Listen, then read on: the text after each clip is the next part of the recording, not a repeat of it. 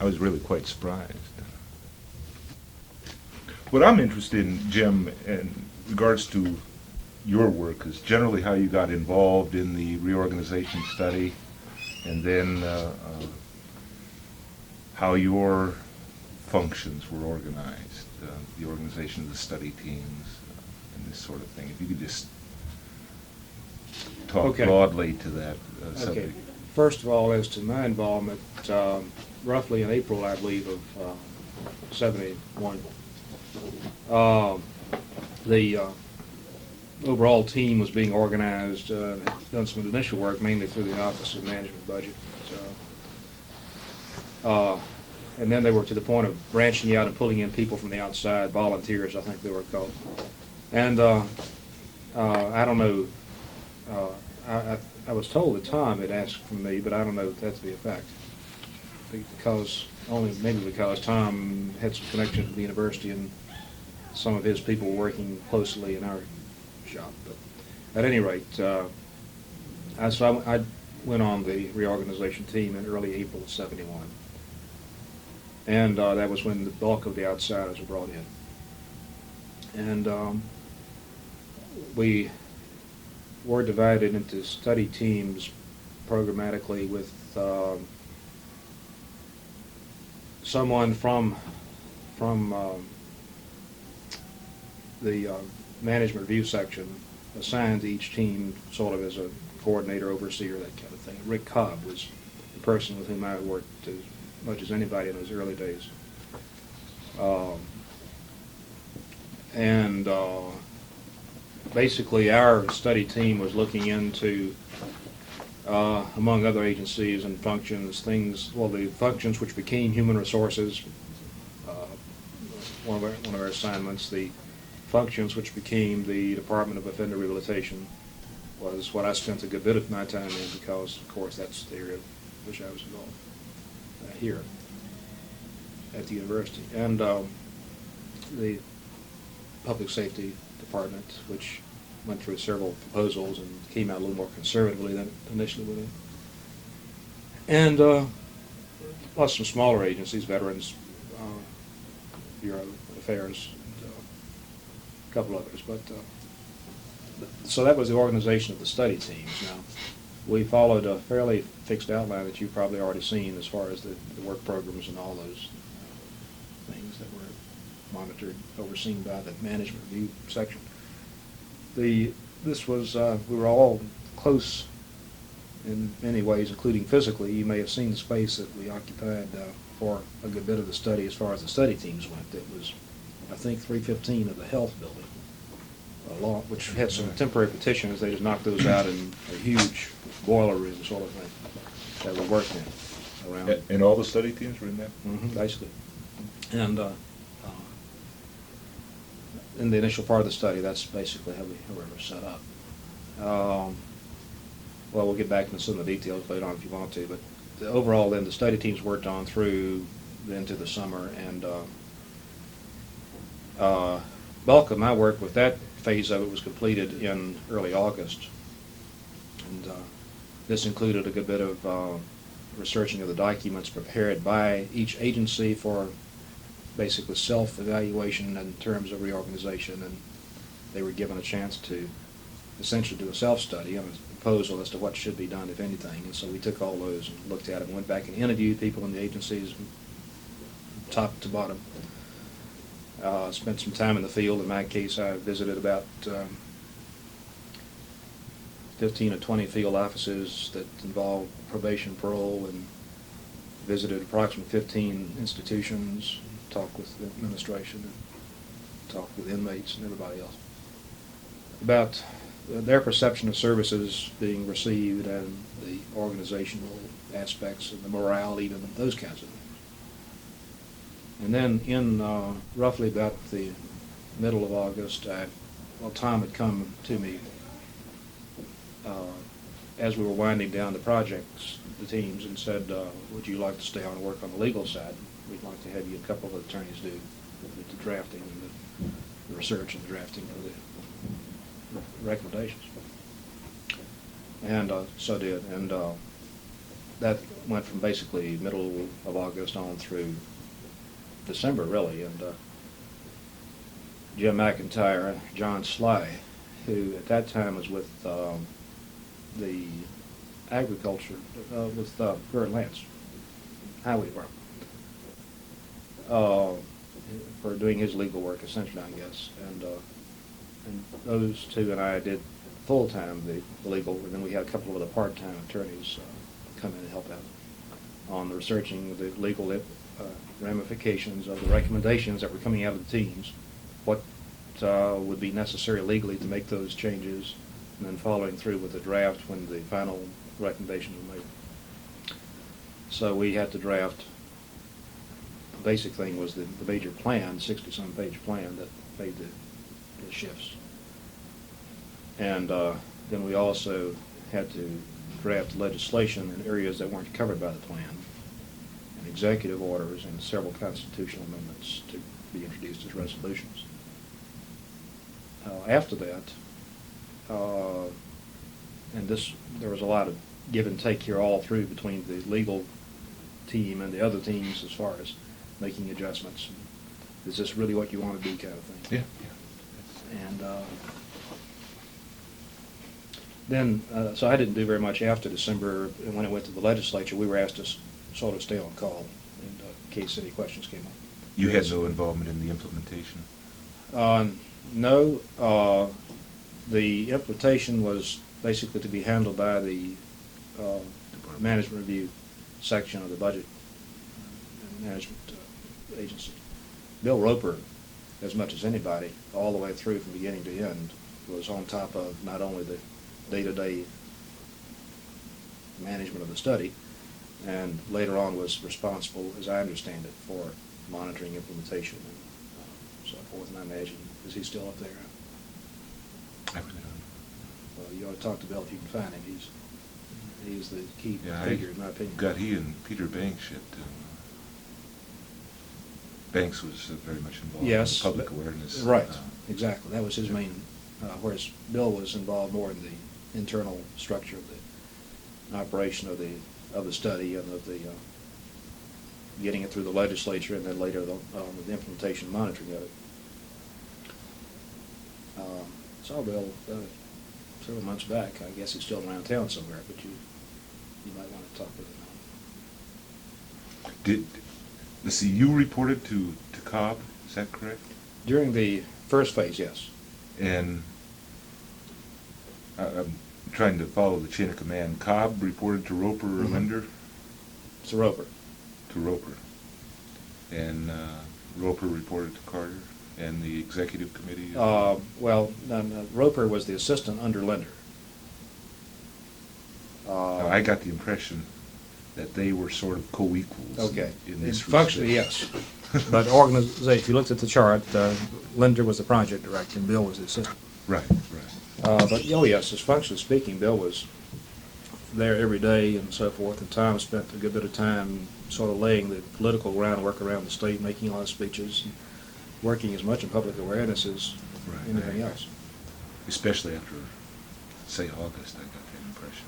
Right. Devoted more and more of his efforts. Very much so. And then, so really, I guess the thing that struck me then and strikes me in retrospect was the amount of time that the governor's been with it. Several times a week, typically, we'd have meetings running up 3-4 hours with him. These were the study teams? Study teams, each would have meetings with him. We would have I guess about once a week or so, sort of a summary of what it looks like, recommendations, how they're shaping up, kinds of things. But then in the second phase, as we were building up to a plan, when I was in the legal side of it,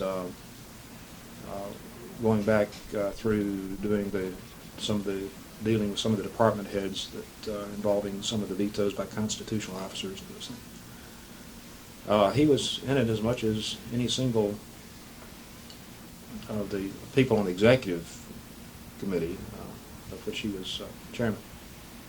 Do you think he made a contribution to the individual study team areas? Carter? Yeah. Very definitely.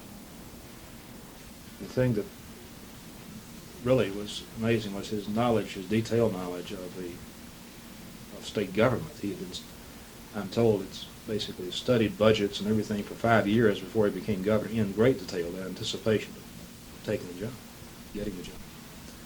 He knew positions, he knew budget lines, he knew people, he was curious about people and their performance as perceived by these outside volunteers who've been around looking at the agencies.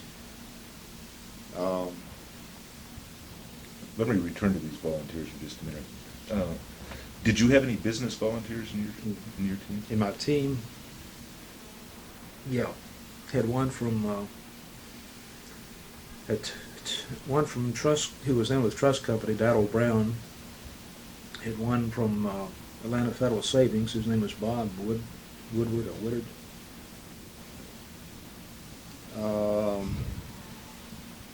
Paul Neff, who was with one of the business, one of the big Lanier products. Maybe a couple others. But yeah. So How did that mixture of business volunteers, state employees, and academicians, did it work well? Yes, it did. I would have to say, surprisingly so. We were all fairly compatible. Basically, people with sort of a fresh outlook on things. They didn't have that many long-time state employees involved in it, and in terms of 20-year, 15, 20-year types. And so these were people who didn't have that many axes to grind, I guess, in some ways. And speaking of the state people up there, at least, not university students. And so that was pretty much an ability to act equally as outsiders looking at something in an unbiased fashion. And there was some attempt to keep state employees from studying their own agencies. Or business volunteers from Regulated business, yeah, Right. something like that. So maybe that accounts for part of this general success. And basically the governor's charge at the outset to the whole team. He came in when he got all the volunteers together and talked to the group and said, I don't want you to compromise whatever you think is the best substantive recommendation. You make it, let me do the compromising, is basically his pitch. And, don't consider political aspects, ramifications, and don't be browbeaten by agency heads who tell you that certain things just can't be done. Just do what you think looks right, and then let us worry about the packaging it and taking it to the assembly. Did he say the same thing about cost savings? That was mainly Roper's charge, I guess. No, in my exposure to him, Carter himself did not articulate that much in terms of the $50 million figure or any other particular figure. Roper was basically, that was sort of the management review budget bureau people who were basically pushing that, I think. And I'm sure Carter had sort of was communicating with them on that. Yeah, But he did not pass on to the study team. Picked up something, I guess, from Bill Shipp, that Carter had told the study teams not to be concerned, this is early in the process, not to be concerned about cost savings, that the critical item was the better delivery of services. Yeah, well, that's I think accurate in that he did not emphasize the cost savings to the study teams. He told the study teams, this is what we want to look is does it make sense organization and delivery of services. That emphasis came later when they started dealing with the politics of getting it through. That emphasis was never directed to the study team. I mean, within the whole. That was mainly tied in with the public awareness. Yeah. I mean, as you understand, this was the main sort of the cost savings factor was what had to be done to make it politically attractive, I'm sure, to the outside. I don't think there was any question in our particular study team that there was a lot of room for cost savings, but and each of our recommendations, we were supposed to, our recommendation memoranda, we were supposed to indicate something about the cost impact. But it wasn't given more emphasis than a lot of other things. Did you, in making recommendations, provide options or a a recommendation in a particular area? How The did study this- teams? Yeah. Yes. On the average, I would say, well, first of all, yes, there was a lot of pressure from the basic management group, Roper and his assistants, to come up with several options on anything. Don't lock anybody in. But then, yes, you are free to state which one appears to be the most desirable. Priority list. Yeah, if that's the case, and if not, then no, you don't have to. But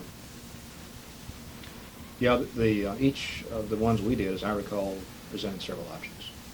What happened when you made a recommendation that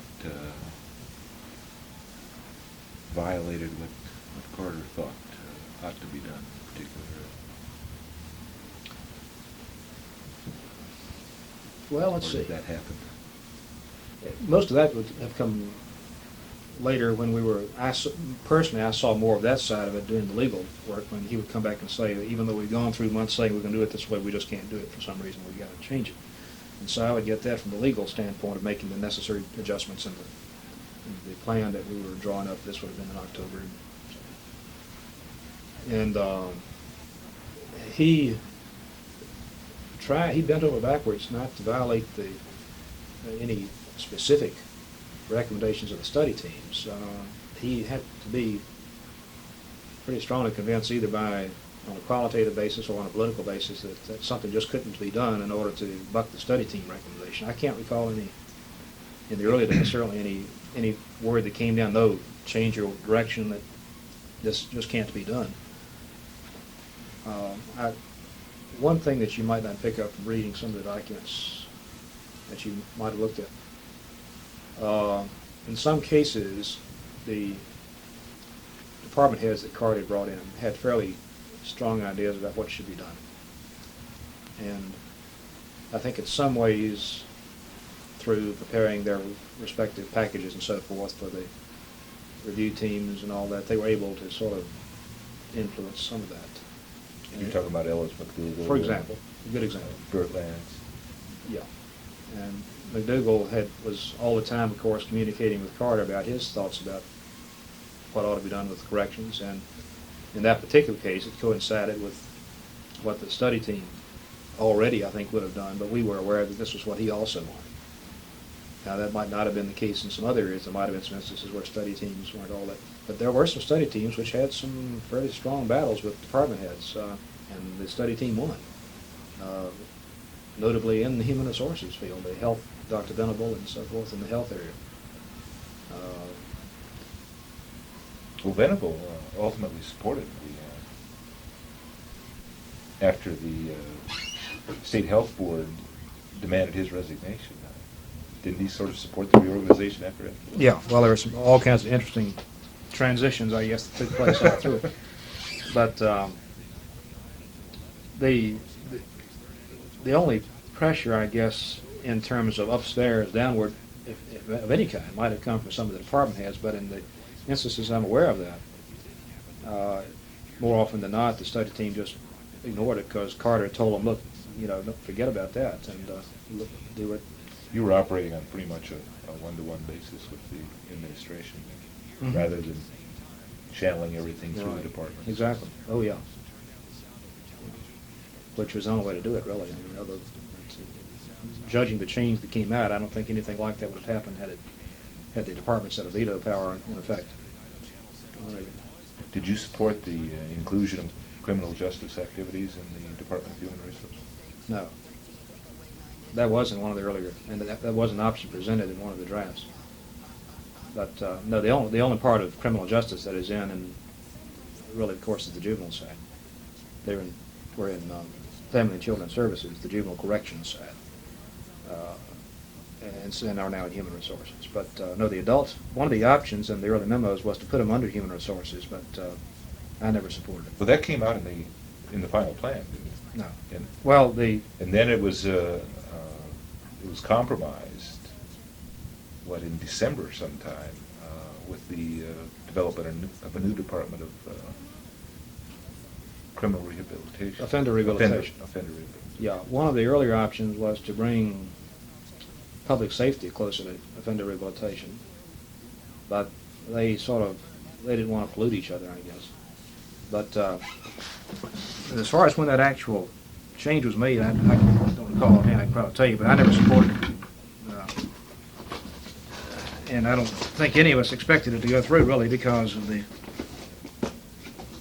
thought that human resources was going to be too big anyway, and that there'd be enough opposition on that ground. And I have a copy of the final plan here somewhere. See this, you remember that reorganization and management improvement study booklet? It's about 219 pages. That had this included in it, and the Department of Offender Rehabilitation was not included in this one. Okay, I don't know what the date. This Is that would be, brown booklet? Yeah, November, I think, of All right. 71. Here's the plan that went to the General Assembly. Human Resources wasn't one. I believe that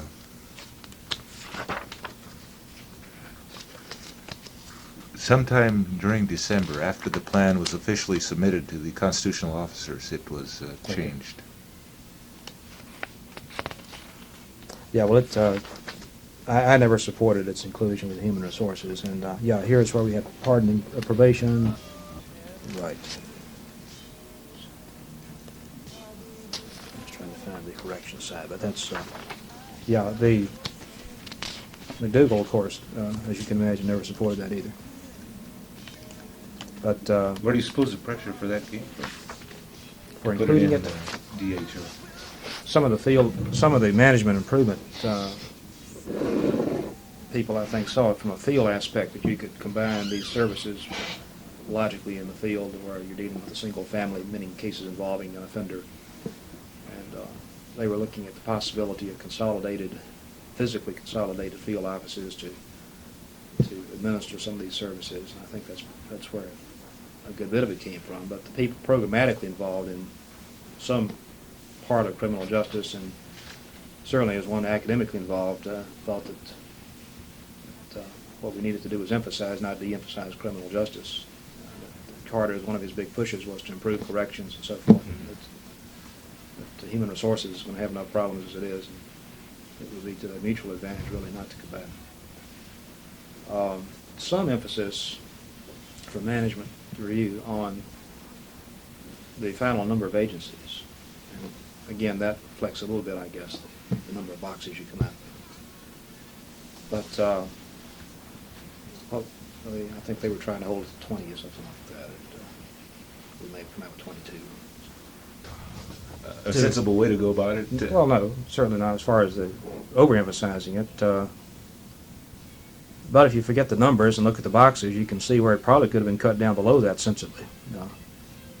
Veterans, I was looking at some aspects of this before you came in. Well, he wanted to get rid of veteran services, but Pete Wheeler. politically couldn't. That's true. And several others like that which should have been cut out or subsumed or somehow that weren't, and that was the most the glaring one, I guess.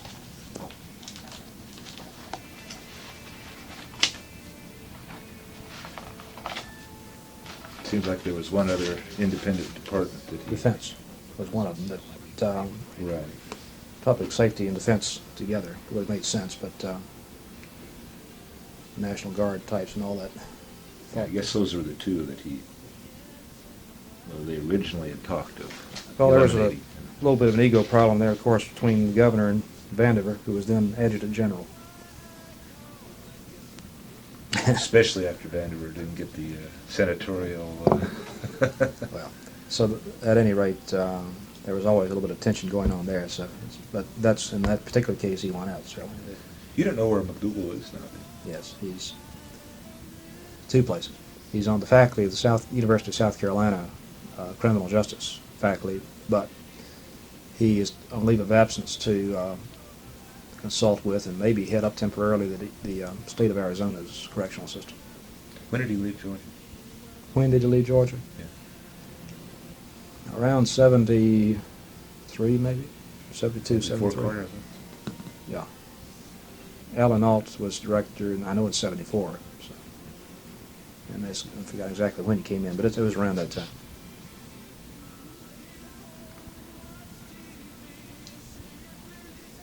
Of course, there were a couple of other sort of ego clashes going around, but that was the one that Vandiver came in for one of his. What Carter would do, would call in after the later stage of the study. He would call in the department heads with the study teams in his office and have them sort of have some interchange, and he would listen to them. And one of the times he called in Vandiver, it was becoming obvious that Carter didn't care for this idea of keeping them separate, and he was looking for, I guess, something on Vandiver. And he said, "You know, I called out there the other day at 5:15, 5:30 Friday afternoon to try to talk to you, Ernie, and couldn't get you. I got a recording." And he said, "Yeah, that's on after 5, after 4:30 or whatever, we put it on the machine." He says, "You know, as governor, I haven't seen a single crisis arise between 8 and 5, and I might need to call you sometime on the weekend." So they were at each other, sort of. Yeah, I think Vandiver expected to be appointed to the Senate post after Russell died. Right. Thought, apparently, that he had a promise along those lines. Yeah, well, I A don't great many other people did. Apparently so. Apparently so. I sort of got the impression that there was a great deal of pressure to collapse structurally all of these boxes, so to speak, into as few as possible, without really changing that much in terms of the organization. Is that a false impression? Well, it reflects two things. Number one, under our enabling legislation, Senate Bill 1, whatever it was, we didn't have much more power than to transfer functions around and to regroup and so forth. We didn't have the power to create new functions. We didn't have the power to really to create anything dramatic in the way of new agencies. But as I say, I think the pressure to reduce to X number of boxes was not from Carter so much as it was from the management review, Roper and that staff. They were looking at it as management review people always do, I guess, from sort of outward indicia of efficiency and economy. Well, there were a great many unbudgeted agencies Oh, that yes. were eliminated. Hundreds, a couple hundred. I think there were something like 65. Well, if you Budgeted. count all the boards, commissions, committees, advisory, authority, well, not all the authorities, but there were in excess of 200 agencies that we dealt with in the early stages of the plan, and many we decided didn't have to be included in the plan. We could abolish them by executive order or by some other form of law rather than putting them in the plan. But yeah, that's true, and a lot of that you could probably go in many states and find hundreds of boxes, hundreds of agencies, commissions, and so forth that are not active and that you could abolish and say, "Look, I've streamlined things."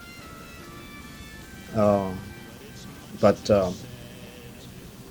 our main emphasis was on and I've forgotten how many we started out with, but on the I believe ones there were which, 300 altogether and 65 budgeted agencies. yeah, our emphasis was on the budgeted agencies, and even some of those were sort of some question about the Literature Commission, for example. That stayed. Well, how can you come out against, Yeah, one there of were the all motherhood kinds things? of worries about a flood of pornography. Well, it did, as far as I can tell, it does nothing. That's right. We went and talked with them. They had an office in 700 Street building, and went and talked with those people and tried to find out how many cases they'd actually brought, and they were obviously very inactive. I forgot any guys' name, but so they were transferred to administrative purposes to somebody. I forgot where we put it. But yeah, our emphasis was on these. It didn't take more than a stroke of the pen to take care of many dozens of those committees and advisory boards and so forth.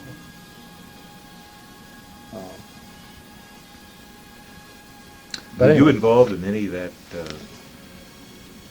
those volatile relations with the constitutional officers, Fortson and Caldwell, both Caldwell? Indirectly. That involved and I'd have to go back and review some of the language in the law, but that involved what they'd be given the power to veto. And Carter asked the legal team to interpret that. And we drew up his communication to those constitutional department heads, the ones who had the veto power. And he checked with, I think it was Harold Hill in Bolton's office, who had no substantial disagreement with the way we had interpreted it. And obviously, when they responded, they responded to his communication as to what they wanted to veto, and then some added many other things they wanted to veto, such as Sam Caldwell and so. I think he had 29 vetoes before he finished. So, yeah, that's the way I was involved in that, drawing up the. At this point, it's basically McIntyre, Sly, and I were working on this and drawing up the communications to those department heads, telling them what they could veto and asking them what they wanted to do about it, and ignoring basically when they sent back more than they were asked to do. Were you in that meeting that Carter had with Fortson? No, I heard about that one, but I wasn't in that one. That's when he took his shoes off. Tell me what you heard about that. Well, I've forgotten which function it involved. I believe it was securities. Okay, that sounds right. And the governor had Michael Trotter or somebody working on drafting the stronger securities law, and Fortson was basically making the pitch that his office had done yeoman duty on this over the years, and that to attack him was to attack George, and took his shoes off and put his feet in the carpet and said, "My feet are planted firmly in Georgia soil, and I take care of George, and the Georgians take care of me," or something to that effect. But that's. Do you think that this conflict with the constitutional officers was inevitable? I mean, could it have been avoided and still substantively changed? I doubt it. The way that I don't know that they would have gotten Senate Bill 1 through without giving the constitutional officers the veto power. And so the best way probably to do it was to put it in there and then to interpret it very narrowly, which is what happened.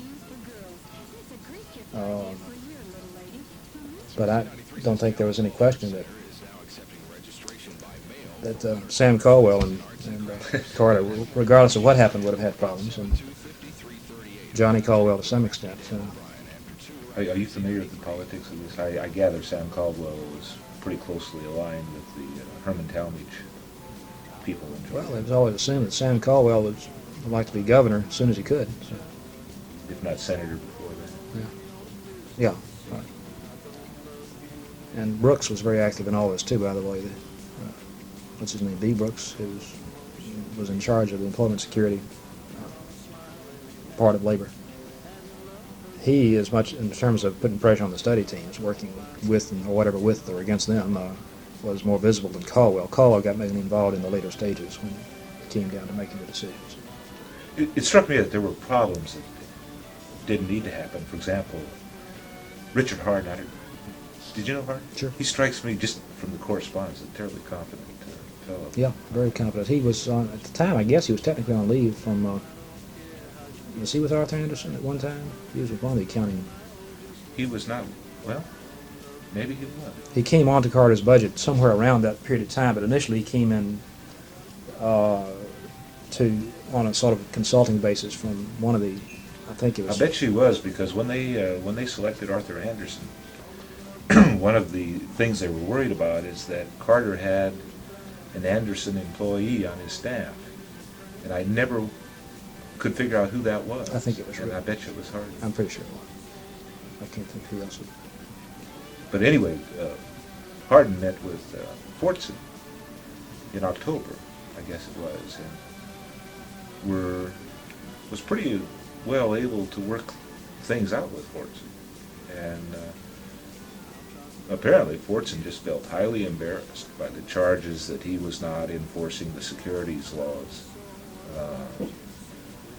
effectively. And his argument, and apparently the administration agreed, was that the laws could not be enforced. That's right. The It was a law weak had law. to be rewritten. It was weak law, and so it was at the time being rewritten, and they came out with one that's still very vague about some aspects as to how to define a security, for example. But and they don't have enough staff today to do much enforcing of it. But yeah, that was There was only one thing I remember that Fortson didn't want that was up for grabs, and that was the state library. And it's one of the few things in state government that nobody wanted. He got it, didn't he? Well, Carter tried to get the Supreme Court to just getting, since they're in the building and all that, to administer it. There was an opportunity for Georgia State to get it, but we didn't want the administrative headaches, I'm told, since it was off. In the final plan, it ended up in the Secretary of State. That's right. But there were other problems.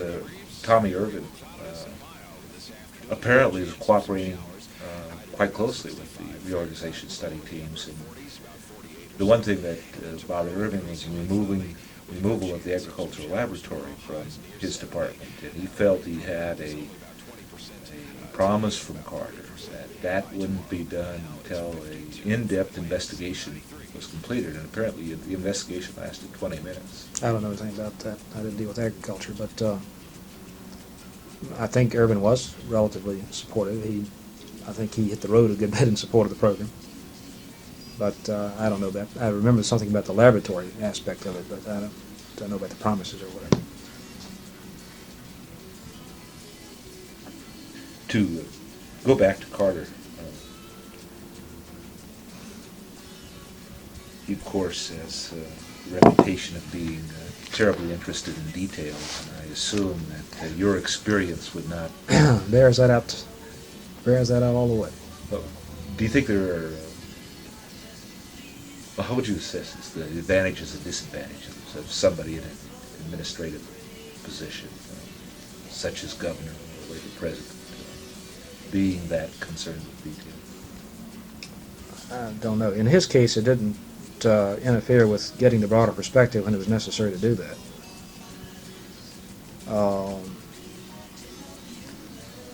I don't think it was a shortcoming so much in terms of his ability to spend most of his time on important things. It just was that he had this recall that if you mentioned the big deal, he could talk with you about it.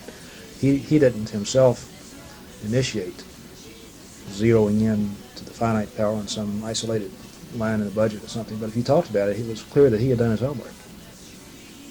And we were talking something in one of the meetings about how many arson inspectors there were versus how many pharmacy board people or something, and we were trying to group them in some fashion. And he knew exactly how many each had, and something about who was in the top jobs. And this came up time and time again. So in this particular case, it was helpful. His command of details. Well, it was a minor point, but interpolating that on the whole basis of the whole study was helpful because he was able to. Well, in any situation, I imagine when a manager has a subordinate come in and say, "We got to do it this way because this is the way it is," it's helpful for the administrator to be able to say, "Well, I know differently," and that there are facts to the contrary. And I can see where to a reporter sitting in some of those meetings, it would have seemed like that Carter was sort of getting lost and sidetracked, but on some of the details. But I have no impression other than that this was helpful in that particular study. Now I can see in some other governmental functions where it might get in the way, but on this study it became very helpful when he went to the Assembly in January and appeared on the floor of both houses and explained it and answered questions. Well, he had a session for legislators at the Center for Continuing Education at Georgia. Well, that was part of their normal fall session, I think. Apparently put on quite a show there. The bill, I think, is 57 pages. He obviously knew it very well. Did he help in the drafting? The legal team gave him the draft of the final bill, which at that time was about 63 pages, on a Friday afternoon. And Sunday night, Jim McIntyre and Bill Harper and I met with him at the governor's mansion for about 7 o'clock to midnight, going over it, line for line. He had made notes on it all through, and had questions and points and comments and so forth. And, this was the the final one before getting it printed to transmit, which would have been in early December, I guess. And in other words, not to be a person trained in the law, which he's not, he had a good bit of insight about some of the legal structural sides as well as the programmatic side. That it was obvious that he had thought through some of the legal ramifications as well as some of the political and other ramifications. So yes, he was very much involved in the details right down to the end, and had a good bit to contribute, I would say. Did you think it would pass? I did not think as much of it passed. It was, as you know, it was set up on an all-or-nothing basis. And it depends on how you measure as to how much it would pass, but obviously an overwhelming percentage of it did pass, however you measure it. And I attribute that to some extent to his own role in defending it in the Assembly. I think that snowed some of those people who had been borderline up until then. They said, well, how can, this is such an overwhelmingly detailed and factual kind of presentation, how can we fight that? But he'd also had some of the right kinds of people working for him behind the scenes. Speaker Smith did an awful lot, as I understand it, on our executive committee with George Busby and Lamar Plunkett, I guess, from the Senate. And they were both highly respected in the Assembly, and I think did a good bit to sort of lay to rest some of the uneasiness that some of the other people might have had that this was going to be a tragedy or whatever. And there are all kinds of things that I didn't know about and didn't have time to worry about. We were worried about some of the other internal things, but as far as the getting it passed, obviously a lot of groundwork was done, paid off. And, some of the bitterest opposition was over some of the most minor things, I guess, which is a good way to do it. If you can get the lightning drawn about things that don't make any difference, then deflects attention from the major things. You didn't have anything to do with the public awareness? No, other than being asked to participate in a couple, I've forgotten which organizations, but Highway Safety Council and a few other agencies wanted people to speak or to make reports, something like that. So no, I was not involved in going around the state pumping the program. It would have been inconsistent with some of the other roles I had, and I don't have any desire to do that kind of thing anyway. I served as liaison to the Governor's Commission on Judicial Processes, that's what I think it was called, chaired by Judge Hall, now Justice Hall, the Supreme Court. They, at the same time we were doing executive reorganization, they were building up towards some type of changes in the judiciary. And so, to some extent, what I was doing had to relate to them in the field of probation, for example, and where that was going to be placed. And there was a lot of opposition in the judiciary to putting it under offender rehabilitation. But that passed. And also, there was another group, sort of a task force on criminal justice, chaired by Charlie Curbo, that I was liaison to, that had mainly CJ department heads, Ray Pope, McDougall, McCall, not McCall at that time, Partine, Jim Parham, who was with Human Resources, I guess, therefore in the juvenile field. That group had several things it was working on independently of these other things that didn't have to be handled through reorganization. So my external contacts were mainly with those two special task forces. And the Judicial Processes Commission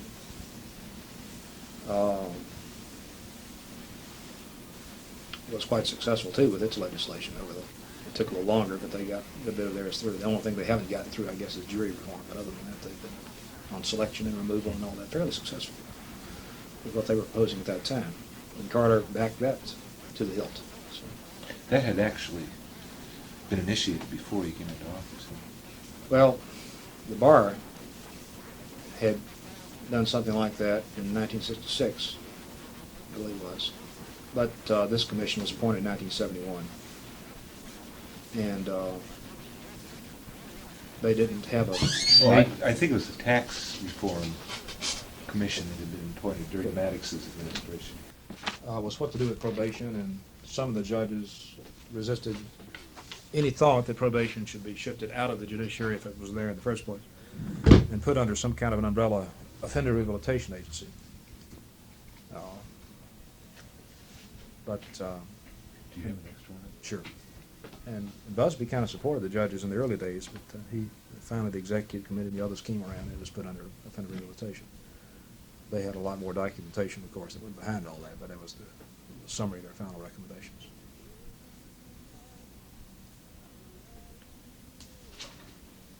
Well, what was your impression of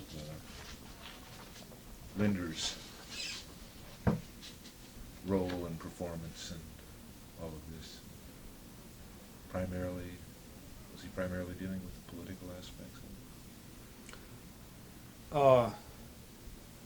Well, he probably kept a sort of an even involvement, inside versus outside.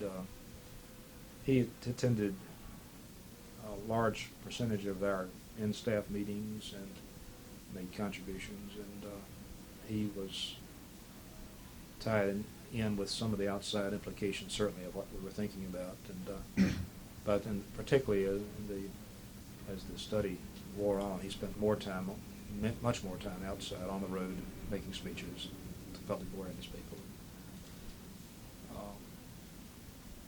That's the other theory of management, I guess, isn't it? As opposed to the Carter theory of involvement in details. Linder was sort of, you hack out the details and come and tell me what you decided. So. Linder had very little background. All of this when he started. I think he'd been associated for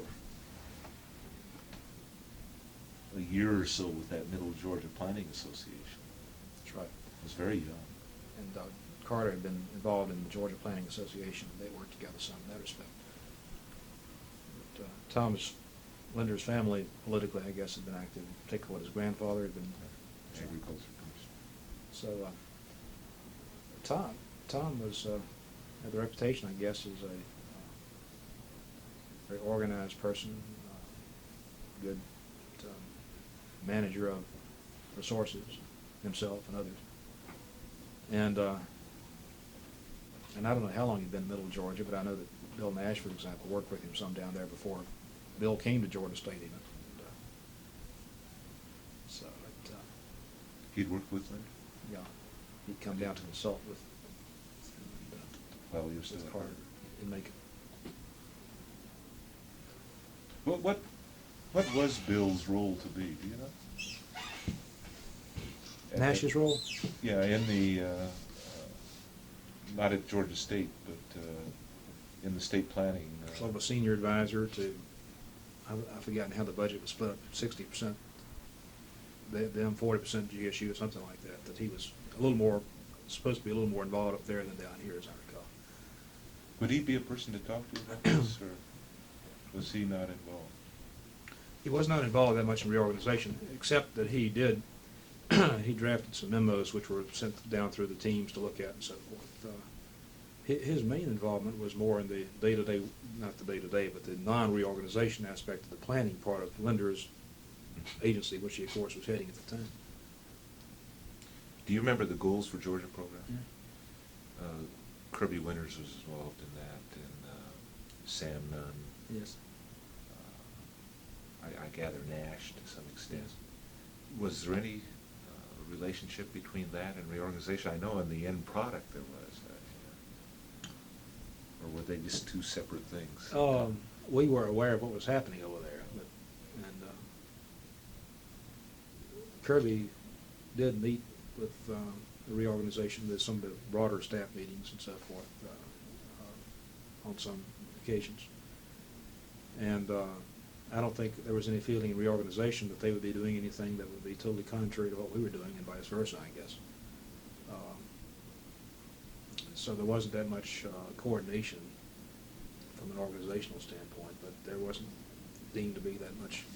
They were talking about service delivery, and we were concerned ultimately about service delivery, and certainly kinds of things that they were envisioning were consistent with more responsive government, I guess, right? And that's, as long as you keep that general aim, there's not going to be that much. I know this would be difficult to answer, but do you think that the goals for Georgia was in any way designed to sell reorganization? I don't know that to be a fact, but I can see how it could have been. I know by November, apparently, well, not apparently, I saw a memo from Carter to either Winters or Linder saying to the effect, make sure that the recommendations, goals for Georgia and the recommendations of reorganization are not in conflict. And, Yeah, and I don't have any, that sounds like something he would have done, but, and should have been done.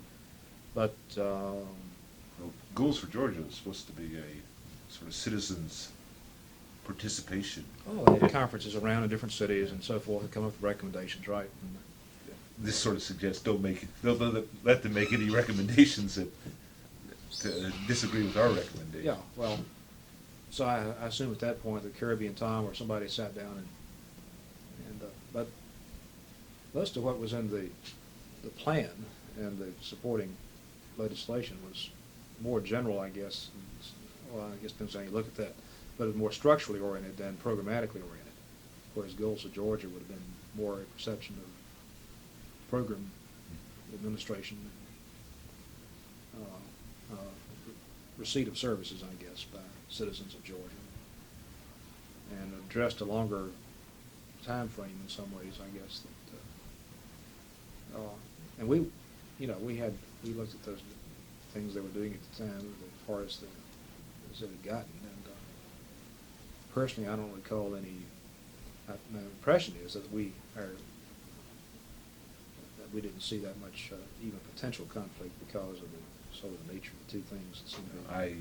I didn't really see any conflict that was developing. I was going to ask if you had any dealings with those special study teams that Computers and data processing and printing and publishing, I think was another one. well, I think was the one on labs too, maybe. I don't. That may have led to the Tommy Irvin problem, but Right. not much. No, they were sort of special entities within the area, I guess. But some of the drafting later on involved taking something of what they had done, not that much of it, but no, I had very little to do with them.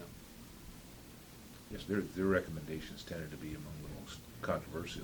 Well, yeah. Do I walk down the hall and use a Xerox machine, or do I send it out for a day's service? You know. Or do I keep my computer? Or, Yeah. Gee, that was big.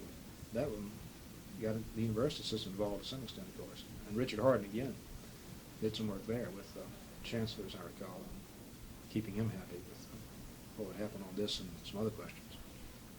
Is that sort of the way Hardin functioned? Troubleshooter? Troubleshooter, Informed troubleshooter, I guess you'd say. PR man within the bureaucracy. Mhm. And, Pretty much. did you have any dealings with the Arthur Anderson people, especially George Kaiser?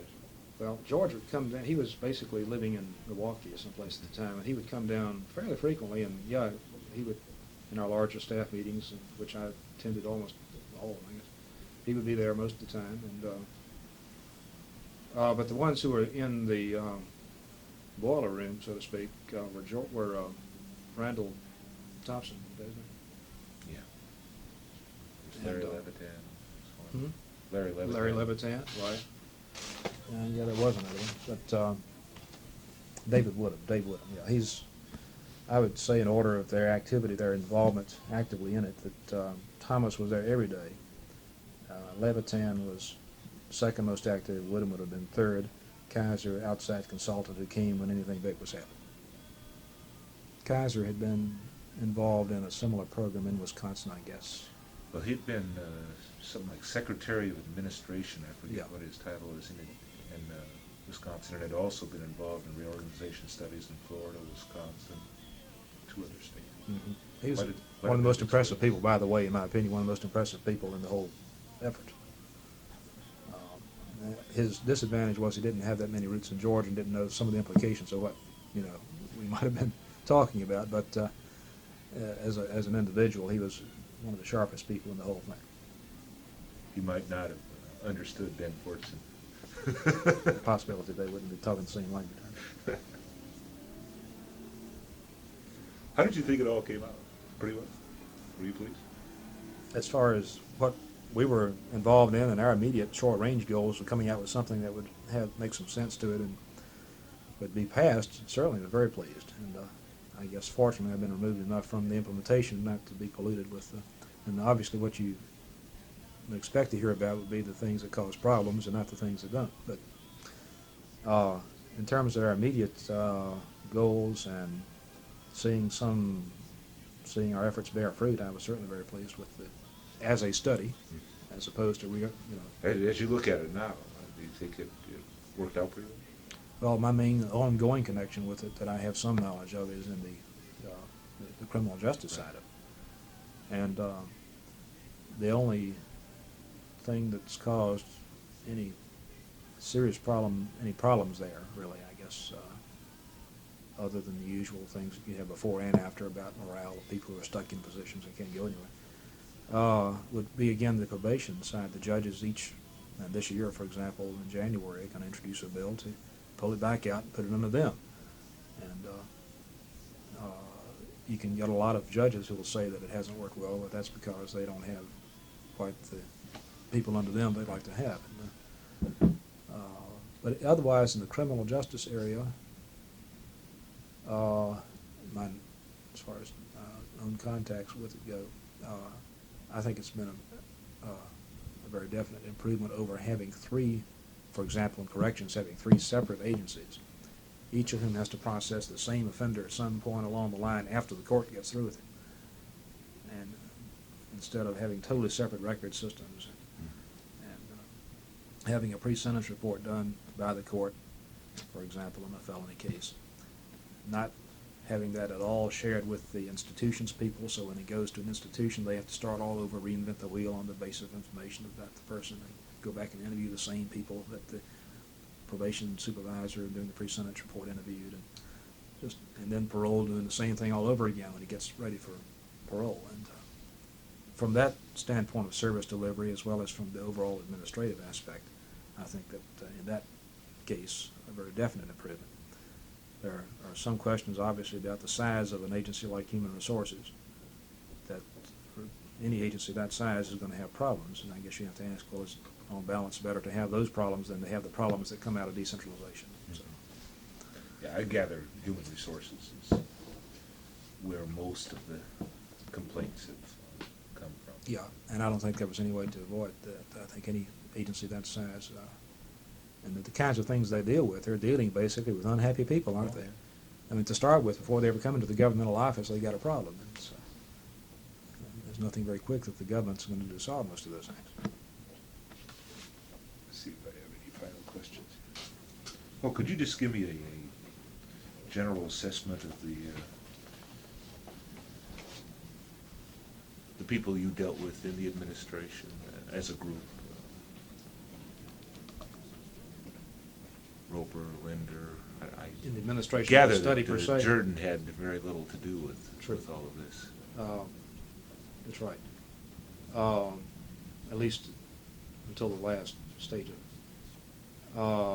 The administration of the study. No, the Carter administration.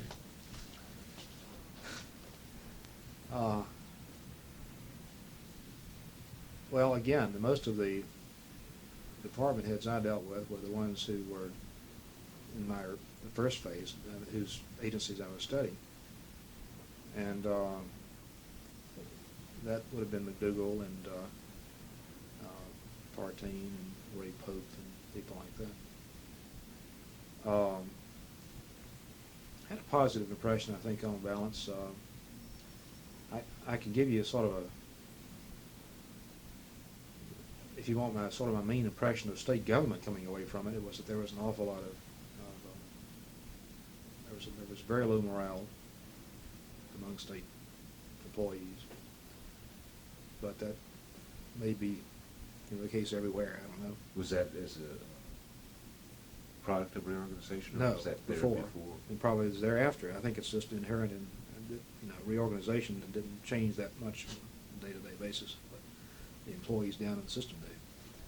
But that certainly struck me, that there's an awful lot of unproductivity and not very efficient use of time and all that, and I say that as a person who doesn't particularly have the management efficiency syndrome.